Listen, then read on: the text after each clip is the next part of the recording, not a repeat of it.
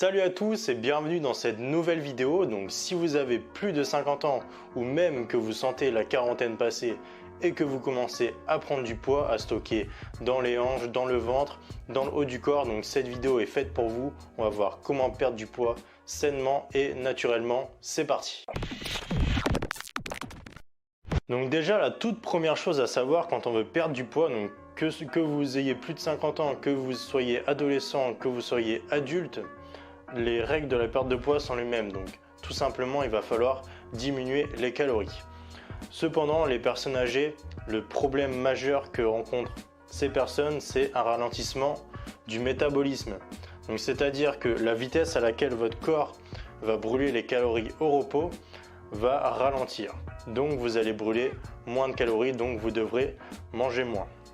Donc pour ça, on va tout simplement réduire l'apport calorique. Donc de combien réduire l'apport calorique? Donc l'idéal c'est entre 150 et 300 kcal, c'est-à-dire à peu près 2 bonnes tranches de pain avec un peu de beurre. Donc 200 kcal c'est vraiment la quantité idéale pour perdre du poids. Donc comme on l'a dit, 2 bonnes tranches de pain ou 150 g de riz. Mais ne baissez pas d'un coup 500 calories. Commencez déjà par baisser 100 calories. Ensuite 150, ensuite 200 et voyez le chiffre qui s'affiche sur votre balance. Si vous maintenez votre poids et que vous avez encore envie d'en perdre, baissez encore un peu les calories. Si vous perdez du poids, ne touchez à rien. Ensuite, le deuxième point, c'est les régimes. Donc les régimes, on oublie complètement. Donc que ce soit les régimes monodiète, les régimes soupe aux choux ou je ne sais quoi, les régimes on oublie totalement. Donc nous, ce qu'on va faire, c'est un rééquilibrage alimentaire. Donc le rééquilibrage alimentaire, très simplement, c'est remplacer les mauvais aliments de votre alimentation par des aliments beaucoup plus sains et qui favoriseront beaucoup plus la perte de poids. Ensuite, le troisième point, ça va être d'éradiquer les mauvaises habitudes. Donc ça va être très difficile au début. On dit en général qu'il faut 21 jours pour mettre en place une nouvelle habitude. Donc moi je dirais plutôt quelques mois. Donc les mauvaises habitudes, typiquement ça va être de mettre du sucre dans votre café ou dans votre thé, ça va être de manger des gâteaux industriels, des plats industriels. Donc toutes ces choses-là, il va falloir complètement arrêter. Mais je ne vous demande pas bien sûr de tout arrêter d'un coup. Donc commencez par exemple si vous mettez du sucre dans votre café, commencez progressivement par mettre un demi-sucre et puis progressivement supprimer le sucre.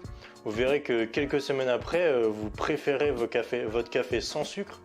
Et vous vous demanderez même comment vous avez fait avant pour mettre du sucre. Donc les mauvaises habitudes, faut les supprimer oui, mais les supprimer vraiment progressivement pour tenir sur le long terme. Quatrième point, ça va être l'hydratation.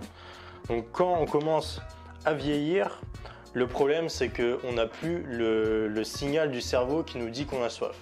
Donc quand on est jeune, le meilleur moyen de savoir quand on doit boire, c'est d'écouter tout simplement sa soif. Puisque notre cerveau et notre corps est fait pour réguler cette sensation, justement pour nous dire quand boire, tout simplement.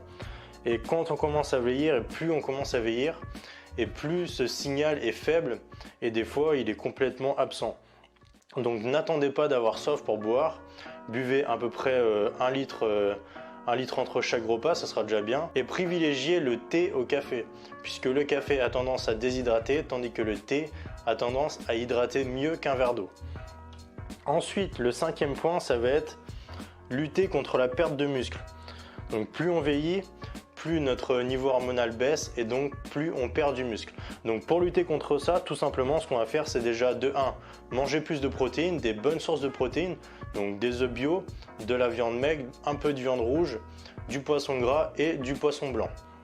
Sans oublier aussi de compléter avec des protéines végétales, donc des oléagineux, des légumineuses comme des lentilles, mais ne pas oublier de mélanger les sources de protéines végétales pour avoir assez d'acides aminés. C'est-à-dire qu'il faudra par exemple mélanger les noix avec les lentilles ou les lentilles avec du riz. Ensuite, le dernier point, ça va être les pilules minceurs. Donc ça c'est pareil, on oublie complètement les pilules minceurs. Donc ça c'est vraiment la pire chose, la chose qui ne sert à rien. C'est des pilules qui soi-disant sont garanties satisfaites ou remboursées ou je ne sais quoi.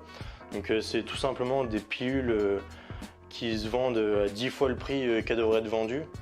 puisque c'est des pilules qui au final, au lieu de vendre une vraie méthode qui marche, nous vendent du rêve. Donc ne tombez pas dans le piège de ces pilules ni les médicaments, ça va juste altérer votre santé pour rien. Donc restez en bonne santé. Si vous êtes en bonne santé, rééquilibrez votre alimentation et faites preuve de bon sens. Ensuite, le tout dernier point que je voulais aborder, c'est vraiment de continuer à se faire plaisir quoi qu'il arrive. Donc se faire plaisir, ça ne veut pas dire manger n'importe quoi tous les jours, mais ça ne veut pas dire non plus se priver de tout.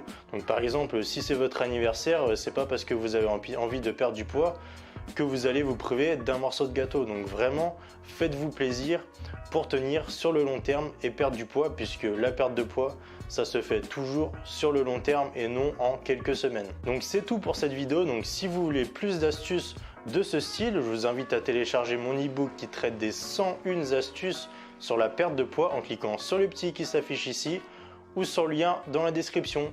Moi je vous souhaite un bon rééquilibrage alimentaire et je vous dis à la prochaine. Salut!